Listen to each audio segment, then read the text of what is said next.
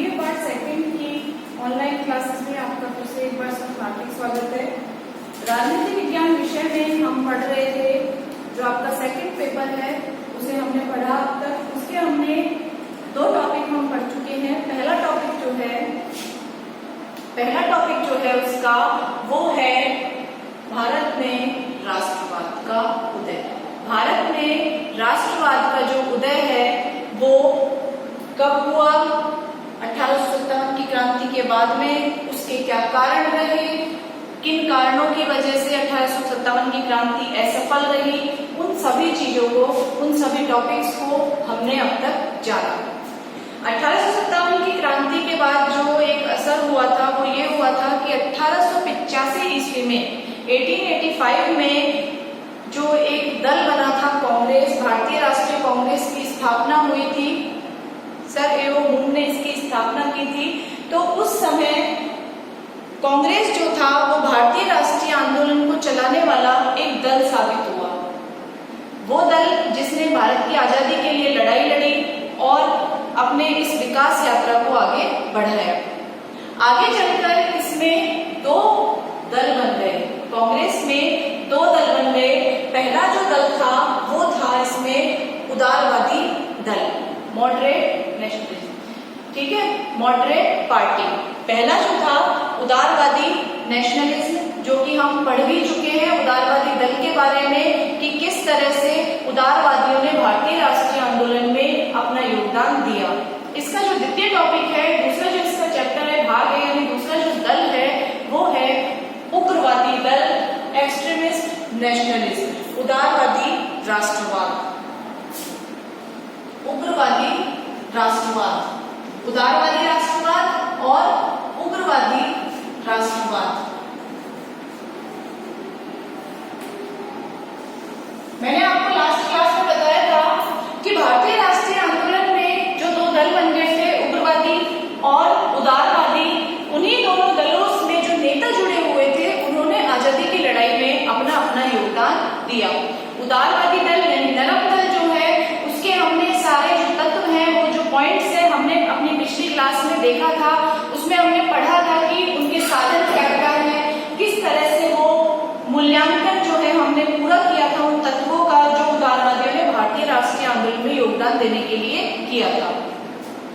आज हम पढ़ेंगे उग्रवादी राष्ट्रवाद, एक्सट्रीमिस्ट जो है नेशनलिज्म, वो हम आज पढ़ेंगे कि उग्रवादी दल जो है, जो भारतीय राष्ट्रीय कांग्रेस में दूसरा जो दल बन गया था आजादी की लड़ाई में योगदान देने के लिए, उग्रवादी दल, उसने किस तरह से भारतीय राष्ट्रीय आंदोलन में अपना योगदान दिया। तो सबसे पहले इसकी जो स्थापना जो हुई थी, ये उग्रवादी दल जो है वो उदारवादी दल में से ही निकला है।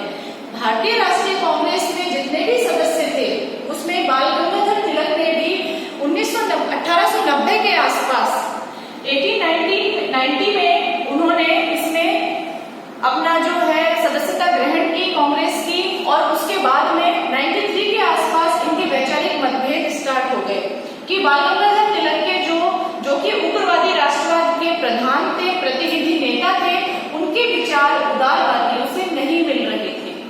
इसी कारण से इन्होंने अपना एक अलग दल बना लिया था और वो कहलाया था उग्रवादी दल। और ये दल बना था 1905 से लेके 1919 तक। इस दल ने भारतीय राष्ट्रीय आंदोलन में अपना योगदान दिया। 1905 में बंगाल का विभाजन हुआ था, उसके बाद 1906 में इस दल ने अपना योगदान दिया कि किस तरह से ये जो उग्रवादी दल है इसने भारतीय राष्ट्रीय आंदोलन में क्या क्या कार्य किए। ये दल क्यों बना था, उसके सबसे पहले हम कारण देखेंगे कि इसमें कौन कौन से कारण रहे थे इस दल को बनने के। सबसे पहले जो हम इसमें पढ़ेंगे वो हम पढ़ेंगे इस दल के नेता कौन कौन थे, किसने उग्रवादी दल की स्थापना की। तो सबसे पहले हम इनके पढ़ेंगे नेता।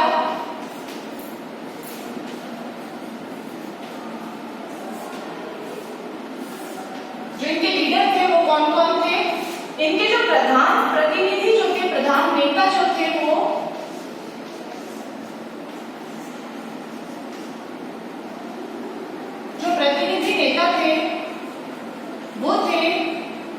बाल गंगाधर तिलक।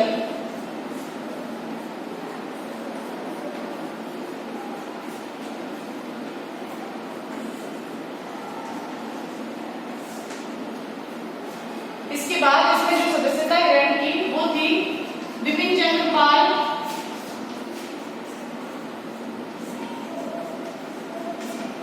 लाला लाजपत राय,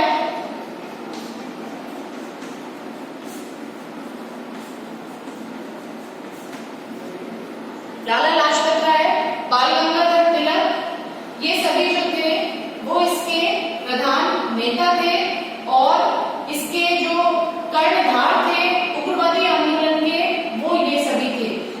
तिलक जो थे इन्हें हम लाल बाल पाल के नाम से भी जानते हैं। इन्हें जो शॉर्ट में बोलते हैं लाल, यानी कि लाला लाजपत राय, बाल बाल गंगाधर तिलक, पाल विपिन चंद्र पाल। तो लाल बाल पाल से ही मानते हैं। साथ में इसमें जो थे भगत सिंह थे, अरविंद घोष,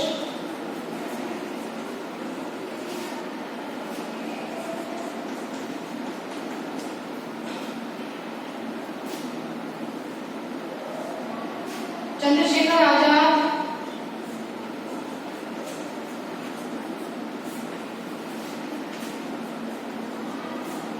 राजगुरु, सुखदेव आदि जो नेता थे वो उग्रवादी राष्ट्रवाद के अंदर शामिल थे, यानी इन्हें उग्रवादी दल के नेता भी या उग्रवादी दल के सदस्य भी कहा जाता है, जिन्होंने भारतीय राष्ट्रीय आंदोलन में अपना योगदान दिया। अब इन्हें उग्रवादी क्यों कहते हैं? उदारवादी और उग्रवादी, जब मैंने आपको उदारवादी जो टॉपिक था वो पढ़ाया था तभी मैंने आपको बताया था उदार मतलब नरम। ऐसे व्यक्ति जो कि अपनी नरम नीतियों से भारत को आजादी दिलाना चाहते थे, भारतीय राष्ट्रीय आंदोलन में अपना योगदान देना चाहते थे। उग्रवादी, उग्रवादी जैसे कि नाम से ही स्पष्ट हो रहा है, उग्र यानी कि तेज, यानी कि गुस्सा, हिंसा, इन सबसे जो लिप्त है ऐसा नेता। तो ये हिंसा जो थे वो करते थे, वो इसीलिए नहीं करते थे कि वो हिंसक प्रवृत्ति के थे, इसीलिए करते थे क्योंकि भारत को आजादी दिलाने के लिए हिंसा का मार्ग भी अपनाना पड़ सकता है। क्योंकि आप सभी को पता है कि अंग्रेजों ने जो दमनात्मक नीति चलाई थी उसमें उन्होंने बहुत ही निर्ममता के साथ भारतीयों की हत्या करना प्रारंभ कर दिया था। और उदारवादी दल जो है वो प्रार्थना पत्र के द्वारा, प्रतिनिधि मंडलों के द्वारा सिर्फ कंप्लेंट कर रहे थे, शिकायतें कर रहे थे, कार्य रूप में कोई कार्य नहीं कर रहे थे। ऐसे में इनकी विचारधारा जो थी उदारवादी की, उनसे विमुख होकर के एक नए दल का निर्माण हुआ उनमें से, और वो था उग्रवादी दल। और इन उग्रवादी दल ने ये निश्चय किया कि अगर अंग्रेज हमारे साथ जैसा व्यवहार करेंगे हम भी उनके साथ वैसा ही व्यवहार करेंगे। तो ये है उग्रवादी दल के जो नेता थे, आप इन्हें नोट भी कर सकते हैं।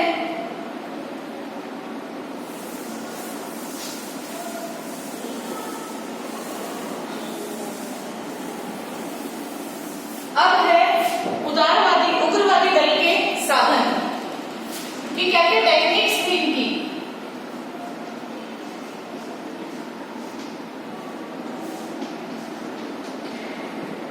इनके जो साधन थे यानी कि तकनीकें जो है इनकी,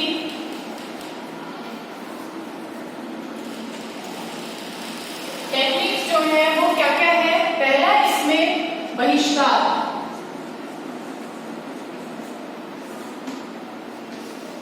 दूसरा है इसमें राष्ट्रीय शिक्षा,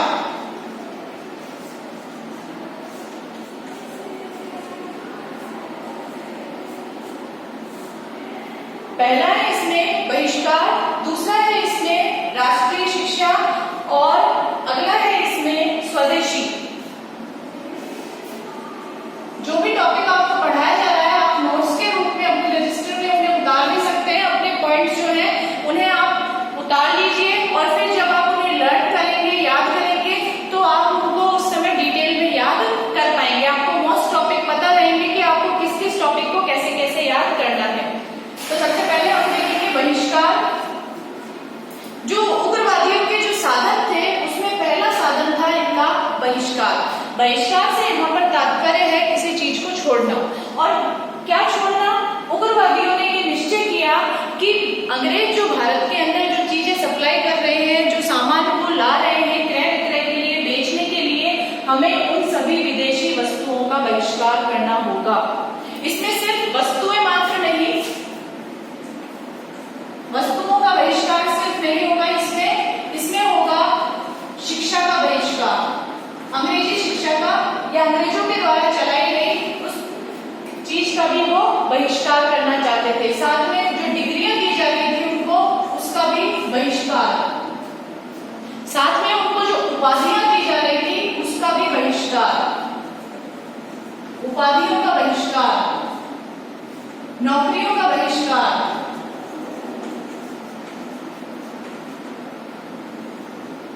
तो इन सभी चीजों का जो बहिष्कार है यानी कि छोड़ने के लिए वो उग्रवादी नेता कह रहे थे। वो कह रहे थे कि हमें सिर्फ भारत में उत्पन्न वस्तुओं को ही उपयोग में लेना है, भारत में जो माल निर्मित हो रहा है हमें उसे ही काम में लेना है, और विदेशी माल की हमें गोली जलानी है, उसका बहिष्कार करना है। यानी कि उस माल को अगर हम जला देंगे, नष्ट कर देंगे, तो हम उस चीज को पुनः काम में नहीं ले पाएंगे। अगर वो वस्तु हमारे पास रहेगी तो हो सकता है हमारा मन लालायित हो उस वस्तु को पुनः काम में लेने के लिए, इसीलिए उन्होंने इसे जला देना या नष्ट कर देना ही उचित समझा। इस प्रकार से बहिष्कार की जो नीति थी उसके अंदर उन्होंने वस्तुओं का ही नहीं, अंग्रेजी शिक्षा या फिर अंग्रेजी जो स्कूल थे, जो कॉलेज थे, उनमें जो शिक्षा दी जा रही थी उसका भी उन्होंने बहिष्कार करना बताया। डिग्रियां जो अंग्रेजों के द्वारा दी जा रही थी उनका बहिष्कार, जो उपाधियां दी जा रही थी अंग्रेजों के द्वारा उनका बहिष्कार, साथ में जो नौकरियां जो प्रदान कर रहे थे भारतीयों को सिर्फ अपने स्वार्थ के लिए अंग्रेज शासक, उनका भी उन्होंने बहिष्कार करने के लिए प्रावधान रखा। तो ये जो बहिष्कार की जो नीति थी वो उग्रवादियों का मेन साधन था, मुख्य तकनीक उनकी वही थी। दूसरा जो इसमें पॉइंट है वो है राष्ट्रीय शिक्षा। राष्ट्रीय शिक्षा से यहाँ पर तात्पर्य है कि राष्ट्रीय मतलब अपने देश में, शिक्षा मतलब शिक्षा अपने देश में ही दी जाने वाली शिक्षा। भारतीय स्कूल में, भारतीय कॉलेजों में अंग्रेजी माध्यम की बजाय हिंदी माध्यम से दी जाने वाली शिक्षा को ही वे राष्ट्रीय शिक्षा के अंतर्गत मानते थे, जिसमें शिक्षा प्रणाली भी भारतीय हो, शिक्षा देने वाले भी भारतीय हो, नौकरी भी भारतीय ही करे, यानी और भारतीय सभ्यता और संस्कृति के बारे में ही अवगत कराया जाए। तो इस तरह की जो शिक्षा प्रणाली थी वो उग्रवादी चाहते थे भारत में स्थापित करना। अगला है इसमें स्वदेशी।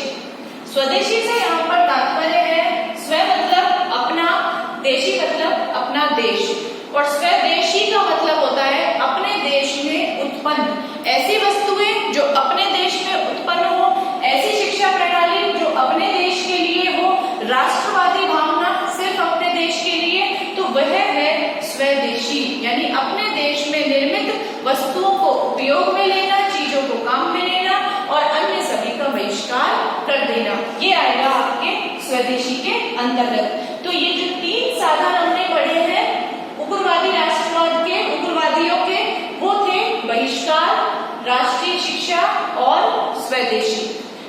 ये है, आप जब एग्जाम में क्वेश्चन आता है आपके 2 नंबर में भी ये क्वेश्चन आता है कि उग्रवादियों के साधन कौन से थे, उदारवादियों के साधन कौन से थे, कौन कौन सी उनकी टेक्निक्स थी जिनके माध्यम से उन्होंने भारतीय राष्ट्रीय आंदोलन को एक दिशा प्रदान की, गति प्रदान करी, तो हम उसमें ये सब लिख सकते हैं। तो ये क्वेश्चन आपके 2 नंबर में भी आ सकता है, और आपके बड़े जो क्वेश्चन होते हैं 20 मार्क्स का जो क्वेश्चन होता है उसमें भी आपके ये पूरा क्वेश्चन आ सकता है कि उग्रवादी राष्ट्रवाद को समझाइए।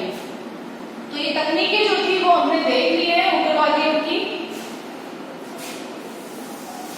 आप साथ में ये नोट भी करते चले, मैं बार बार आपसे कह रही हूँ।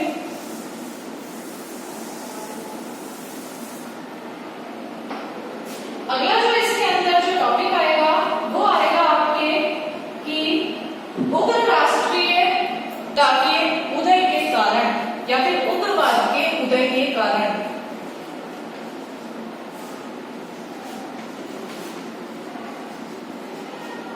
ये एक्सट्रीमिस्ट क्यों सक्रिय हुए, क्यों एक्टिव हुए, उसके जो कारण है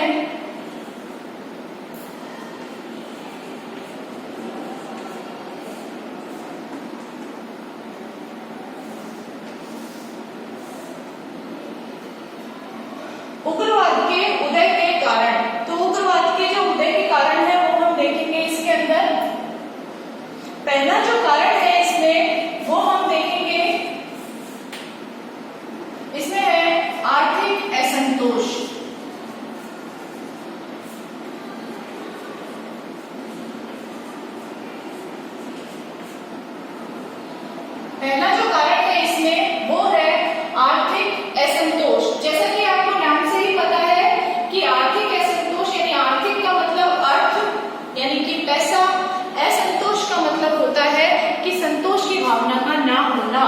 कि उस समय अंग्रेजों ने जो नीति अपनाई हुई थी वो थी कि अब भारत की जो सारी संपत्ति है उसे हड़प करके और विदेशों में भेज दिया जाए।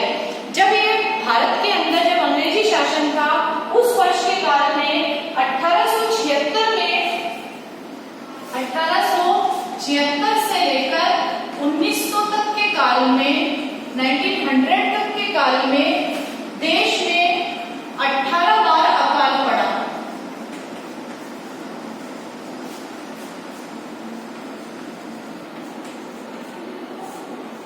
देश में 18 बार अकाल पड़ा।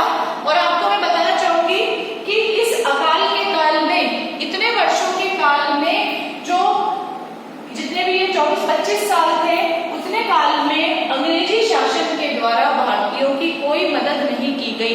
जब भारतीय जनता 2 वक्त रोटी के लिए जूझ रही थी, अंग्रेज उस समय शान शौकत से अपना जीवन यापन कर रहे थे और जो संपत्ति थी वो भारतीयों की थी, जो रहने की जो जगह थी वो भारतीयों की थी। लेकिन भारतीय उस समय रोड पर यानी रास्ते पर अपना जीवन यापन कर रहे थे, गरीबी रेखा से नीचे अपना जीवन यापन कर रहे थे, भूखमरी से पीड़ित हो रहे थे, बीमारी से पीड़ित हो रहे थे।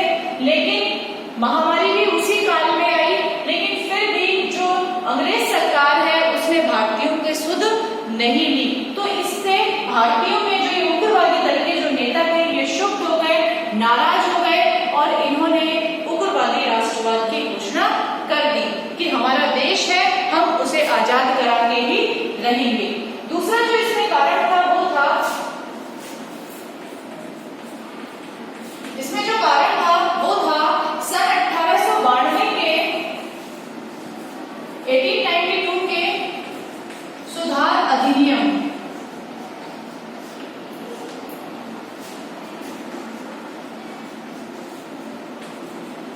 ये मैंने आपको जब उग्रवाद पढ़ाया था तब भी मैंने आपको डिटेल में बताया था कि 1892 के जो सुधार अधिनियम थे जो चलाए गए थे, वो कानून एक जो पारित हुआ था उस समय 1892 ईस्वी में, उस कानून से जो भी टॉपिक्स जो पॉइंट जो अंग्रेज सरकार ने माने थे उनसे उग्रवादी जो थे वो संतुष्ट नहीं थे।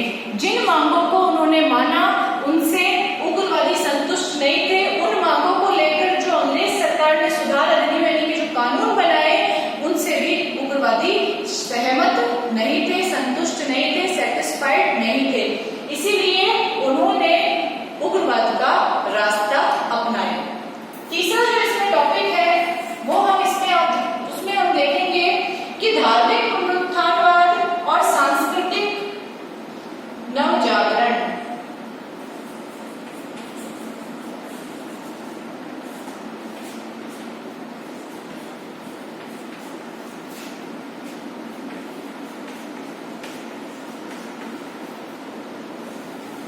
धार्मिक पुनरुत्थानवाद, इससे आपका सभी समझ रहे होंगे कि धार्मिक यानी कि धर्म का उत्थान एवं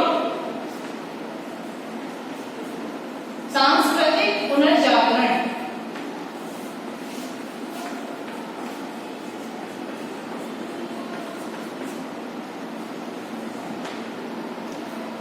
धार्मिक पुनरुत्थानवाद और सांस्कृतिक पुनर्जागरण। यहाँ पर धार्मिक पुनरुत्थानवाद से मतलब है कि धर्म का पुनरुत्थान होना, कि उन्होंने ये मान लिया था कि ईसाई धर्म जो है वो सबसे अच्छा है, ईसाई जाति जो है वो सबसे उच्च जाति है। क्यों? क्योंकि अंग्रेज जो है वो भारतीयों के ऊपर शासन कर रहे थे, तो जो व्यक्ति शासन कर रहा है उसकी प्रजाति को सबसे ऊंचा माना जा रहा था उस समय भारत में, और भारतीय जो जाति थी उसको निम्न कोटि का माना जा रहा था। लेकिन उग्रवादियों ने इस बात को माना कि हमारा जो धर्म है, हिंदू धर्म जो है वो सबसे उच्च है। और इसमें बाद में उन्होंने भारतीय जो संस्कृति है उसमें भी नव जागरण की लहर को दौड़ाया। उन्होंने इस बात को माना कि अंग्रेजी सभ्यता और संस्कृति ही अच्छी नहीं है, बल्कि जो भारतीय सभ्यता और संस्कृति है वो भी सबसे अच्छी है। तो एक तरह से जब अपनी संस्कृति का ज्ञान हुआ, अपने धर्म के बारे में ज्ञान हुआ, तो इन उग्रवादियों ने राष्ट्रवाद की लहर को छेड़ दिया। अगला इसमें जो फोर्थ टॉपिक है वो है इसमें भारतीय कटुता और अंग्रेजों का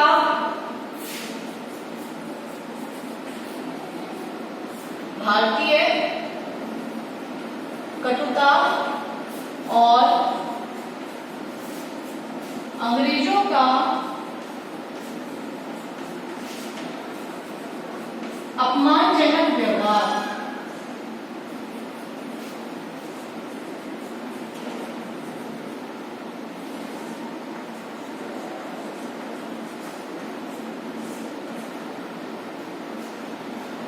भारतीय कटुता और अंग्रेजों का अपमानजनक व्यवहार कि भारतीयों को लेकर के अंग्रेजों के मन में जो कटुता की भावना थी, जो बुराई की भावना थी, जो कड़वी सोच थी उनकी, उसके बाद में जो अंग्रेजों ने उनके साथ अपमानजनक व्यवहार करना शुरू कर दिया था, अंग्रेजों ने भारतीयों को नीचे दिखाना शुरू कर दिया था, चाहे उनके रंग भेद की नीति को लेकर या उनके कलर को लेकर के या फिर उनकी जो निम्न जाति के होने को लेकर के, कम पढ़ा लिखा होने को लेकर के, उनके रहन सहन का जो स्तर है उसका निम्न होने को लेकर, चाहे उनको अंग्रेजी भाषा का ज्ञान नहीं था इस बात को लेकर, पहनावे को लेकर, हर तरह से अंग्रेज जो थे वो भारतीयों का अपमान करते थे, उनको नीचा दिखाया करते थे। इससे क्षुब्ध होकर, नाराज होकर के उग्रवादी राष्ट्रवाद का उदय हुआ और इस अंग्रेजों की इसी नीति ने जो है वो उग्रवाद को जन्म दिया। अगला है इसमें विदेशों में भारतीयों के साथ दुर्व्यवहार।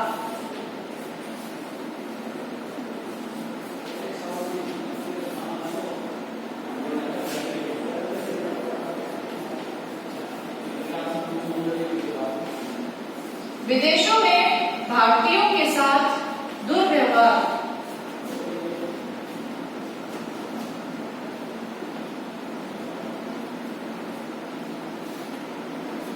कि जिस तरह से विदेश में भारतीयों के साथ दुर्व्यवहार हो रहा था, जो उनके साथ अपमानजनक व्यवहार हो रहा था, चाहे वो उनकी रंग भेद नीति को लेकर हो, चाहे अंग्रेजी भाषा का ज्ञान नहीं होने को लेकर हो।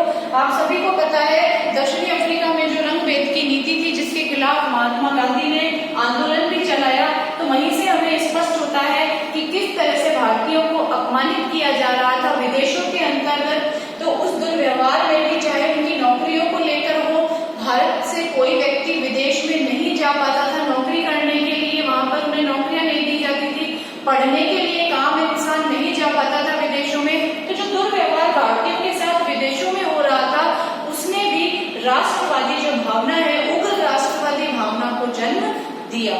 अगला है इसमें 6 टॉपिक है, इसमें हम देखेंगे पश्चिम के क्रांतिकारी विचारों का प्रभाव।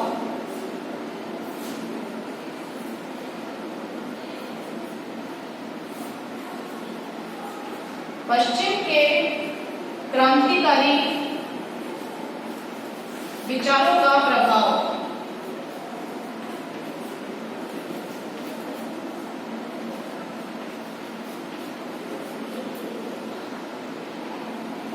पश्चिम के क्रांतिकारी विचारों से यहाँ पर तात्पर्य है कि जो पश्चिम यानी कि जो यूरोपीय जगत के जितने भी देश थे वो जो गुलाम थे, उन देशों में कुछ क्रांतिकारी विचारक हुए, कुछ ऐसे विचारक हुए जिन्होंने राष्ट्रवाद की भावना की नई परिभाषा दी।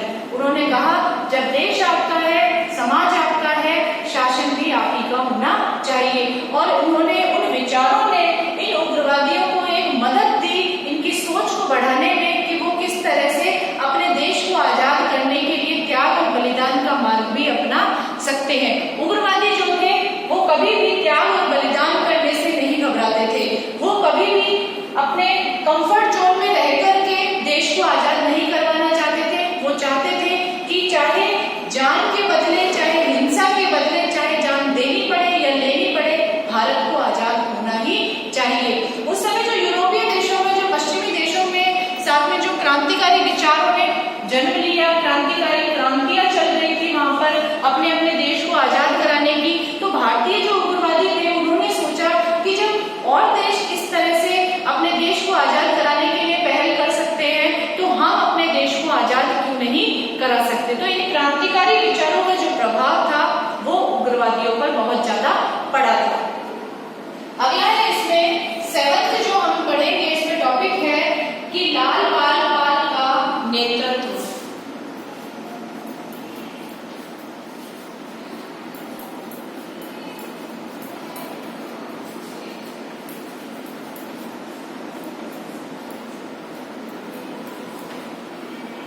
लाल बाल बाल से यहाँ पर मतलब आप सभी को पता है लाला लाजपत राय, बाल गंगाधर तिलक और विपिन चंद्र पाल, इन्होंने उग्रवादी राष्ट्रीय आंदोलन की जो नींव रखी थी, बाल गंगाधर तिलक ने, लाला लाजपत राय और विपिन चंद्र पाल ने उनका पूरा सहयोग दिया इस उग्रवादी राष्ट्रीय आंदोलन को आगे बढ़ाने में। एक जो कठोर नेतृत्व है, एक सुदृढ़ नेतृत्व जो है, वो इन तीनों ने इस उग्रवादी राष्ट्रीय आंदोलन को प्रदान किया था और यही कारण था ये आंदोलन सफल रहा भारत की आजादी दिलाने में।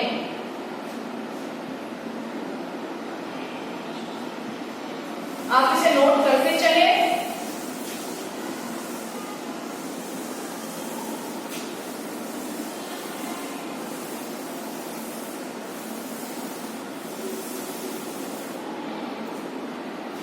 अगला है भारत के बाहर होने वाले विशेष परिवर्तन।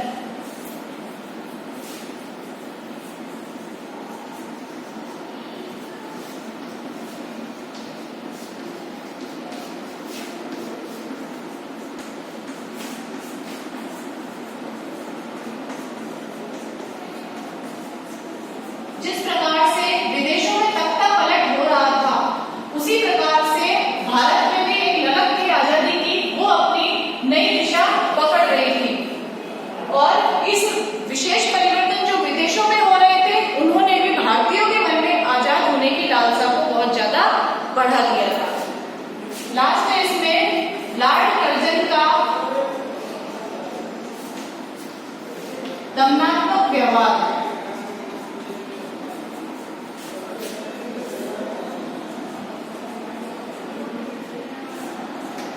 जिस प्रकार से लॉर्ड कर्जन ने जो भारत के अंदर एक दमनात्मक नीति अपना रखी थी कि सिर्फ जो अंग्रेजों के खिलाफ जो भी आवाज उठाता था उसका दमन करो, यानी उसको मार दो, उसकी आवाज को दबा दो, चाहे उसमें उसे मारना पड़े, उसकी निर्ममता से हत्या करनी पड़े या फिर उसे कैद करना पड़े। तो एक लॉर्ड कर्जन ने जो दमनात्मक व्यवहार अपना रखा था, उस व्यवहार ने भी उग्रवादियों के मन में एक घृणा की भावना जो थी वो अंग्रेज सरकार को लेकर वो उत्पन्न कर दी थी और वो चाहते थे कि हम जल्द से जल्द आजाद हो। इन्हीं दिनों लॉर्ड कर्जन ने बंगाल का विभाजन कर दिया,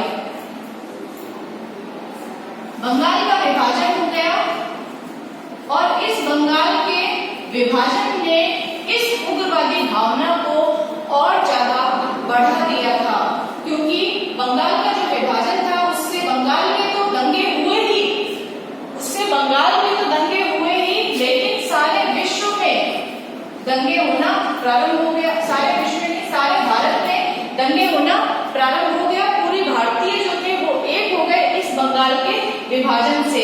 इस विभाजन को उन्होंने कहा कि बंगाल जो कि एक बड़ा राष्ट्र, एक बड़ा राज्य है, उसे हमें टुकड़े कर देने चाहिए जिससे कि शासन व्यवस्था को सुव्यवस्थित तरीके से चलाया जा सके। उन्होंने ये दलील दी लॉर्ड कर्जन ने और उसका 16 अक्टूबर 1905 को उसका विभाजन कर दिया। इस विभाजन ने उग्रवादियों के मन में, साथ ही भारतीय जनता के मन में रोष की भावना उत्पन्न कर दी। तो एक तरह से उग्रवादी राष्ट्रवाद के उदय होने में लॉर्ड कर्जन की दमनात्मक नीति, साथ में जो बंगाल का विभाजन उसने किया था अपनी नीतियों के अंतर्गत, उसका भी बहुत ज्यादा प्रभाव पड़ा इस उग्रवादी राष्ट्रवाद को जन्म देने में। लास्ट में है इसका मूल्यांकन।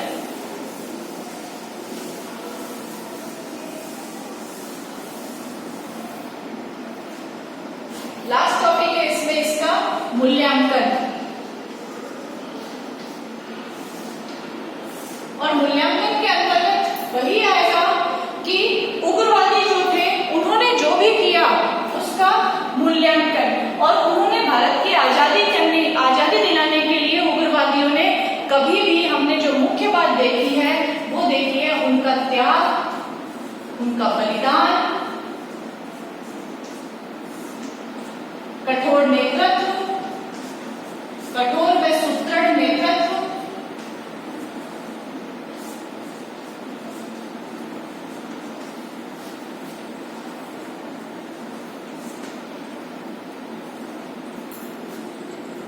इन सभी चीजों ने भारत को आजादी दिलाने में अपना महत्वपूर्ण योगदान दिया। और हम इसके अंतर्गत देखेंगे कि उदारवादियों ने कभी भी अपने आराम पसंद जिंदगी को उन्होंने अपने जीवन का एकमात्र उद्देश्य नहीं बनाया। उदारवादियों ने जिस तरह से ये किया था कि उन्होंने कहा था कि हमें पूर्ण स्वराज नहीं चाहिए, उन्होंने सिर्फ स्वराज की मांग की थी, आंशिक स्वराज की मांग की थी। उन्होंने ये कहा था कि हमें आजादी नहीं चाहिए, आप सिर्फ हम पर शासन कर सकते हैं, बस जो हमारा जो ये शासन तंत्र है उसमें जो कार्य करने वाले लोग हैं वो भारतीय होने चाहिए। जबकि उग्रवादियों ने ये कहा था कि शासन हमारा होगा, सरकार हमारी होगी और कानून भी हमारे ही द्वारा बनाए जाएंगे। तो इस प्रकार से हमने ये उग्रवादी राष्ट्रवाद जो है वो पूरा पढ़ा और इसके जो टॉपिक्स हैं आपको इसी तरह से याद करने हैं। क्वेश्चन जब आएगा 20 नंबर का तो आपको इन्हीं पॉइंट्स के अनुसार उनको डिटेल में लिख करके उनका आंसर लिखना है।